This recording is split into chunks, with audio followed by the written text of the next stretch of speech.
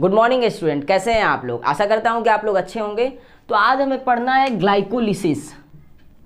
Glycolysis के बारे में पढ़ना है कि ग्लाइकोलिसिस क्या होता है, ये कहाँ होता है, इसका क्या काम है। ठीक है, तो ग्लाइकोलिसिस हमें क्या पढ़ना है, ग्लाइकोलिसिस। चलिए, इससे पहले हम पढ़ा चुके हैं आप लोगों को रेस्पिरेशन कितने टाइप्स के होते हैं। रेस्पिरेशन 2 टाइप्स के होते हैं। कौन कौन से? एरोबिक और एनएरोबिक। एरोबिक और एनएरोबिक क्या होता है? एरोबिक वो रेस्पिरेशन होता है जो ऑक्सीजन के प्रेजेंस में हो, इन दी प्रेजेंस ऑफ ऑक्सीजन। और एनएरोबिक वो रेस्पिरेशन होता है जो ऑक्सीजन के एब्सेंस में हो। ऑक्सीजन के जब एब्सेंस में हो तो उसे एनएरोबिक रेस्पिरेशन कहते हैं, ऑक्सीजन को प्रेजेंस में हो तो उसे एरोबिक रेस्पिरेशन कहते हैं। और डिटेल में इसके बारे में पूरा रेस्पिरेशन पढ़ाए हैं, ह्यूमन रेस्पिरेशन पढ़ाए हैं। इसका दोनों का हम लिंक डिस्क्रिप्शन में दे देंगे, आप लोग जाके देख लीजिएगा और अच्छे से आपको क्लियर हो जाएगा, तो ग्लाइकोलिसिस और अच्छे से समझ में आएगा। तो ठीक है, ग्लाइकोलिसिस। ग्लाइको मतलब क्या होता है? यहाँ देखिए 2 टर्म है। एक ग्लाइको मतलब होता है ग्लूकोज, क्या? ग्लूकोज। और लिसिस मतलब होता है ब्रेकडाउन। मीन्स कि ग्लूकोज का जब ब्रेकडाउन होता है तो उस प्रोसेस को क्या कहते हैं? ग्लाइकोलिसिस। ग्लाइकोलिसिस एक पार्शियल ब्रेकडाउन होता है ग्लूकोज का, जिसमें क्या होता है, ग्लूकोज का पार्शियल ब्रेकडाउन होके पाइरुवेट में कन्वर्ट हो जाता है। पाइरुवेट, इसको पाइरुविक एसिड भी कहते हैं, पाइरुविक एसिड। तो ये क्या होता है? Partial breakdown of glucose to converted into a pyruvate या पाइरुविक एसिड। ये 6 कार्बन कंपाउंड होता है जो कितने में कन्वर्ट हो जाता है? 3 कार्बन कंपाउंड में कन्वर्ट हो जाता है। ये जो प्रोसेस होता है ग्लाइकोलिसिस का, ये एरोबिक या एनएरोबिक दोनों में होता है। क्यों? क्योंकि इसमें ऑक्सीजन की ज़रूरत नहीं पड़ती है। ऑक्सीजन की ज़रूरत नहीं पड़ती, इसीलिए क्या होता है? Partial breakdown. अगर ऑक्सीजन जहाँ रिक्वायरमेंट हुआ क्या हो जाएगा? Fully breakdown. जहाँ भी ऑक्सीजन प्रेजेंट हो जाता है, अब यहीं पे देखिए, यहाँ पे क्या होता है एरोबिक और एनएरोबिक में। एरोबिक में जब ऑक्सीजन प्रेजेंस होता है तो ज़्यादा एटीपी रिलीज होता है। क्यों ज़्यादा एटीपी रिलीज होता है? क्योंकि फूड का फुली ब्रेकडाउन हो जाता है, अच्छे से ब्रेकडाउन हो जाता है फूड जो है क्या हो जाता है? अच्छे से कन्वर्ट हो जाता है एनर्जी में। लेकिन वही एनारोबिक रेस्पिरेशन में क्या होता है? ऑक्सीजन एब्सेंस होता है। ऑक्सीजन के एब्सेंट होने के कारण क्या होता है? फूड का पार्शियल ब्रेकडाउन होता है, पार्शियल कम ब्रेकडाउन होता है, आधा अधूरा ब्रेकडाउन होता है। इसीलिए यहाँ क्या होता है? कम एटीपी रिलीज होता है। अब देखिए, तो वही हम क्या बोले कि ये क्या होता है? पार्शियल ब्रेकडाउन होता है ग्लूकोज का। किस में कन्वर्ट होता है? पाइरुवेट में या पाइरुविक एसिड में। ये कहाँ होता है? यहाँ ऑक्सीजन का रिक्वायरमेंट नहीं होता है। ऑक्सीजन का रिक्वायरमेंट नहीं होता है तो किस में होगा? दोनों में होगा, एरोबिक और एनारोबिक दोनों में क्या होता है? ग्लाइकोलिसिस होता है। ये जो होता है ये कहाँ होता है? सेल के साइटोप्लाज्म में। सेल के साइटोप्लाज्म में ग्लाइकोलिसिस का प्रोसेस होता है, चाहे वो एरोबिक सेल हो या एनारोबिक सेल हो। जो भी सेल हो क्या होता है? उसके साइटोप्लाज्म में क्या होता है? ग्लाइकोलिसिस का प्रोसेस होता है। अब इसके बाद क्या होता है? अब इसके बाद एनर्जी रिलीज होता है। अब इसके बाद जब फर्दर ब्रेकडाउन होता है तो उसमें ऑक्सीजन की ज़रूरत पड़ती है। अगर ऑक्सीजन की नहीं ज़रूरत पड़ेगी तो एनारोबिक हो जाएगा। जैसे ऑक्सीजन की क्या पड़ी? ज़रूरत पड़ी तो उसमें क्या होता है? फिर क्रेब्स साइकिल आता है, फिर ETS आता है, इलेक्ट्रॉन ट्रांसपोर्ट चैन, तो या ETS इलेक्ट्रॉन ट्रांसपोर्ट सिस्टम। तो उसके द्वारा क्या होता है? नेट 36 ATP क्या होता है? रिलीज होता है। फुली 36 ATP क्या होता है? रिलीज होता है फुली ब्रेकडाउन होने के बाद। और वही ऑक्सीजन की ये क्या हुआ? प्रेजेंस में, in the presence of O2। ये कहाँ होता है? जो प्रोसेस होता है ये फुली ब्रेकडाउन, ये होता है माइटोकॉन्ड्रिया में, माइटोकॉन्ड्रिया ऑफ द सेल। अब ये देखिए, ये जो है in the absence of oxygen. अब एब्सेंस ऑफ ऑक्सीजन एनारोबिक में होगा। एनारोबिक किस में होता है? यूनिसेलुलर ऑर्गेनिज्म में होता है एनारोबिक रेस्पिरेशन। अब यूनिसेलुलर क्या होता है? ये तो कॉमन चीज़ है, मल्टीसेलुलर यूनिसेलुलर। यूनिसेलुलर मल्टीसेलुलर में क्या डिफरेंस है? यूनिसेलुलर में जो होता है वो न्यूक्लियस क्या होता है उसका उसमें दो प्रोसेस होता है यूनिसेलुलर में, एक प्रोकैरियोटिक होता है, एक यूकैरियोटिक होता है। यूनिसेलुलर में भी जो प्रोकैरियोटिक होते हैं उसमें क्या होता है, न्यूक्लियस वेल डेवलप नहीं होता है। यूकैरियोटिक में क्या होता है, न्यूक्लियस वेल डेवलप होता है। अब यहाँ हम क्या बात कर रहे थे, in the absence of O2, oxygen के एब्सेंस में ये क्या होता है, केवल और केवल 2 ATP रिलीज करता है। कितना रिलीज करता है, केवल और केवल 2 ATP। जब पार्शियल ब्रेकडाउन होगा तो कितना ATP रिलीज करेगा, 2 ATP रिलीज करेगा, इसलिए ये ज़्यादा एनर्जी नहीं रिलीज कर पाता है। ये कहाँ होता है, ये साइटोप्लाज्म में ही होता है, ये साइटोप्लाज्म में ही होता है। इसके द्वारा देखिए इसमें दो चीज़ होता है, एक तो होता है कि क्या जैसे ही पार्शियल ब्रेकडाउन हुआ, ये क्या हुआ, ऑक्सीजन के एब्सेंस में किया तो क्या प्रोड्यूस करेगा,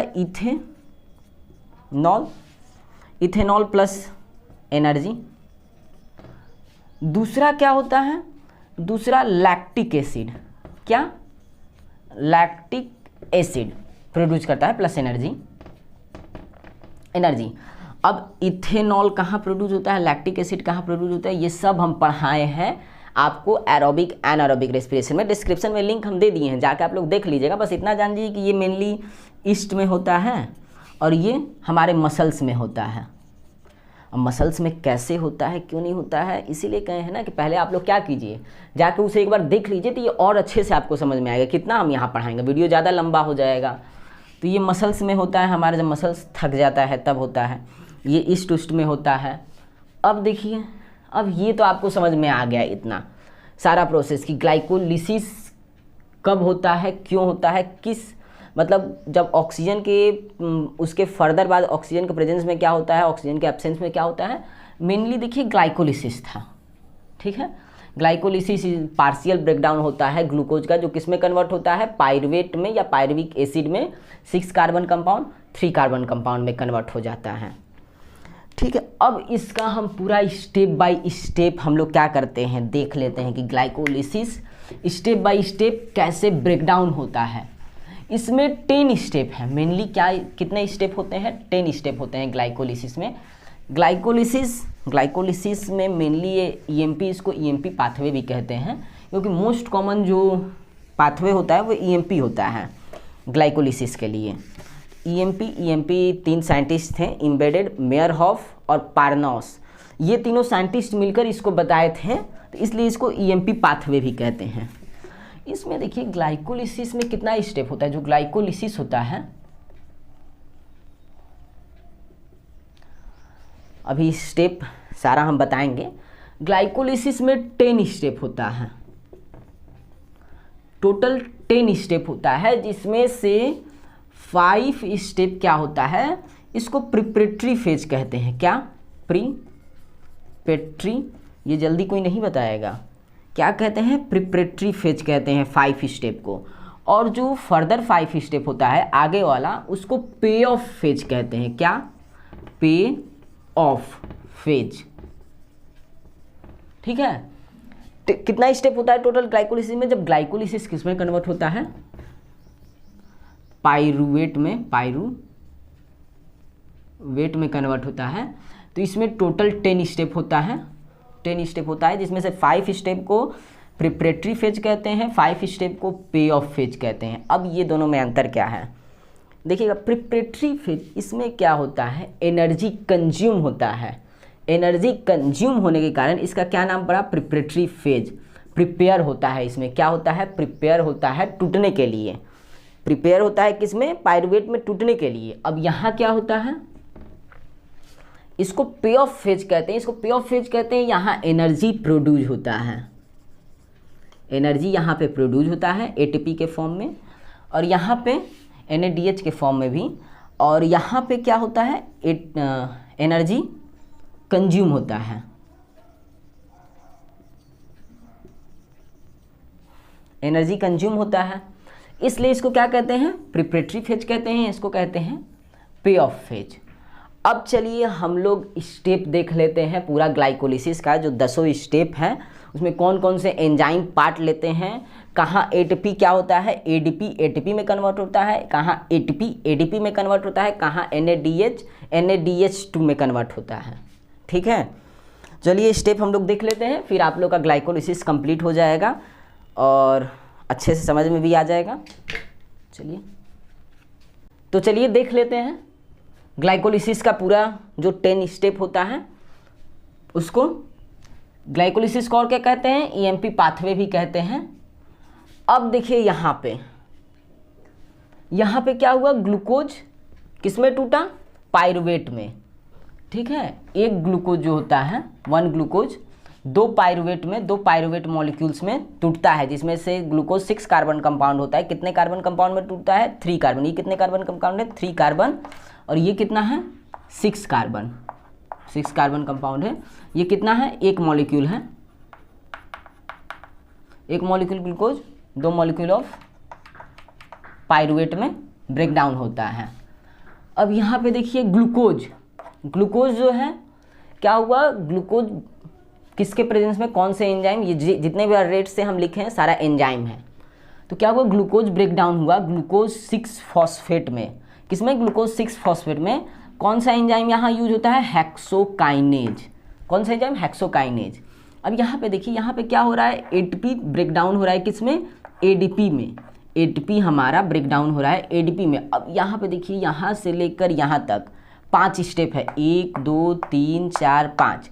यहाँ हम क्या बोले थे, जो 5 स्टेप स्टार्टिंग का होता है वो कौन सा का फेज कहलाता है, प्रिपरेटरी फेज। वहाँ क्या होता है, एनर्जी कंज्यूम। यहाँ देखिए एटीपी जो है ज़्यादा एनर्जी होता है, एडीपी कम एनर्जी होता है। क्या हो रहा है, यहाँ भी एटीपी एडीपी में कन्वर्ट हो रहा है, यहाँ भी एटीपी एडीपी में कन्वर्ट हो रहा है। दोनों जगह क्या हो रहा है, कन्वर्ट हो रहा है, एनर्जी कंज्यूम हो रहा है, क्योंकि प्रिपेयर कर रहा है ब्रेक डाउन होने का। फिर हम बोले थे कि जो फर्दर 5 स्टेप होता है वो क्या होता है, पे ऑफ फेज। यहाँ क्या होता है, एनर्जी प्रोड्यूस। अब यहाँ देखिए NADH प्लस 2 NADH में टूट रहा है, और यहाँ भी एडीपी एटीपी में कन्वर्ट हो रहा है। दोनों जगह एनर्जी प्रोड्यूस हो रहा है। ठीक है, तो यहाँ क्या हुआ, 5 स्टेप हुआ, पे ऑफ। हाँ, यहाँ भी और यहाँ भी देखिए, यहाँ भी क्या है, 2 एडीपी 2 एटीपी में कन्वर्ट हो रहा है। तो यहाँ क्या हुआ, पे ऑफ, यहाँ प्रिपरेटरी फेज। यहाँ क्या हम बताएं, ग्लूकोज जो है ग्लूकोज 6 फॉस्फेट में टूट गया हेक्सोकाइनेज के प्रेजेंट में।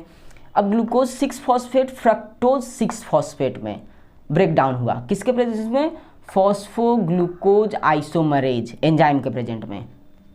अब fructose 6 phosphate fructose 1,6 bis phosphate में कन्वर्ट हुआ। ये कौन से एंजाइम में, फॉस्फोफ्रक्टोकाइनेज एंजाइम। इसमें किस में कन्वर्ट हो गया, फ्रक्टोज 6 फॉस्फेट से फ्रक्टोज 1,6 बिस फॉस्फेट। यहाँ क्या हुआ, यहाँ भी एटीपी एडीपी में कन्वर्ट हो गया। अब देखिए यहाँ क्या होता है, फ्रक्टोज 1,6 बिस फॉस्फेट 2 में कन्वर्ट होता है। एक क्या है, DHAP, इसको क्या कहते हैं, डाई हाइड्रोक्सी एसीटोन फॉस्फेट। और दूसरा किस में कन्वर्ट होता है, G3P शॉर्ट फॉर्म में, इसको क्या बोलते हैं, ग्लिसरडिहाइड 3 फॉस्फेट। अब ये क्या हुआ, ये जो है DHAP ये तुरंत कन्वर्ट हो जाता है क्या, G3P में।